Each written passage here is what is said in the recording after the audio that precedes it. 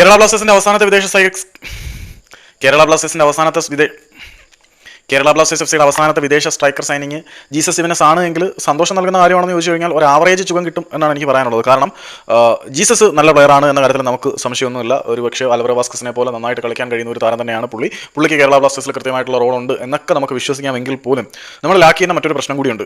Kwame പെപ്പറയോ അല്ലെങ്കിൽ ജോഷി സിറ്റിയോ വേറെ ആരെങ്കിലും ഒന്ന് ലോൺ ഔട്ട് ചെയ്തിട്ട് നമ്മൾ അല്ലെങ്കിൽ ലോൺ ഔട്ട് ചെയ്യുകയോ മറ്റേതെങ്കിലും ക്ലബിലോട്ട് എങ്ങനെങ്കിലും റിലീസ് ചെയ്യുകയോ എങ്ങനെയാണെങ്കിലും വിട്ടിട്ട് നമ്മുടെ മധ്യനിരയിലേക്ക് അത്യാവശ്യം ഭാവനാസമ്പന്നതയുള്ള ഒരു മിഡ്ഫീൽഡറെ കൊണ്ടുവരേണ്ട കാര്യം വളരെ അനിവാര്യമാണെന്നാണ് ഞാൻ ഉറച്ച് വിശ്വസിക്കുന്നത്. കാരണം നമ്മുടെ മുന്നേറ്റ നിര ഓൾറെഡി നല്ല ഡെപ്തിലാണ്.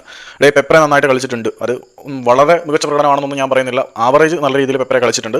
പിന്നെ നോഹ നന്നായിട്ട് കളിച്ചിട്ടുണ്ട്. ലൂണ നന്നായിട്ട് കളിക്കുന്നുണ്ട്. ഐമനും കിട്ടിയ അവസരങ്ങൾ നന്നായിട്ട് മുതലെടുക്കുന്നുണ്ട്. ഈ ഒരു സാഹചര്യത്തിൽ ഒരു സ്ട്രൈക്കർ കിട്ടിക്കഴിഞ്ഞാൽ നമുക്ക് വളരെ വലിയ അഡ്വാൻറ്റേജ് ആണ്. ഇപ്പം നമ്മൾ ജോഷോ സിറ്റിയുടെ കളി നമ്മൾ കണ്ടിട്ടില്ല. പെപ്പറെക്കാട്ടി കുറച്ചുകൂടി ക്വാളിറ്റിയുള്ള കളി നമ്മൾ ജോഷോ സിറ്റിയിൽ നിന്നും പ്രതീക്ഷിക്കുന്നുണ്ട്. അതുകൊണ്ട് തന്നെ ഇനി ഒരാളെ റിലീസ് ചെയ്തിട്ട് കേരള ബ്ലാസ്റ്റേഴ്സ് ഒരു മധ്യനിരയിലേക്ക് ഒരു വിദേശ താരത്തിന് അല്ലെങ്കിൽ ഒരു അത്യാവശ്യം നല്ലൊരു ഡൊമസ്റ്റിക് പ്ലെയറെ കൊണ്ടുവരണമെന്നാണ് ഞാൻ വിശ്വസിക്കുന്നത്. ഇപ്പം ജീസസിന്റെ സൈനിങ് കൊണ്ട് കേരള ബ്ലാസ്റ്റേഴ്സിന്റെ എല്ലാ പ്രശ്നങ്ങളും തീർന്നു എന്ന് വിശ്വസിക്കാൻ പറ്റില്ല ഗൈസ്.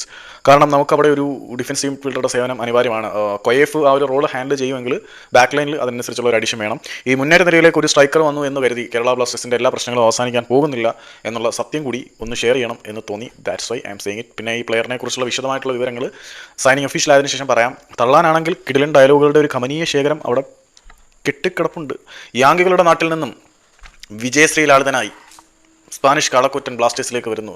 ഗ്രീക്ക് ദേവൻ ബ്ലാസ്റ്റേഴ്സിന്റെ പടി കടന്നു പോയപ്പോൾ യാങ്കികളുടെ നാട്ടിൽ ജീസസിനെ പോലെ അവതരിച്ചവൻ സ്വപ്നങ്ങളുടെ ഗിരിശൃംഗങ്ങളിൽ നിന്നും കൊമ്പന്മാരുടെ തട്ടകത്തിലേക്ക് വരുന്നു എന്നൊക്കെ താളത്തിൽ അടിക്കാം. പക്ഷേ ഇപ്പം അടിക്കുന്നില്ല.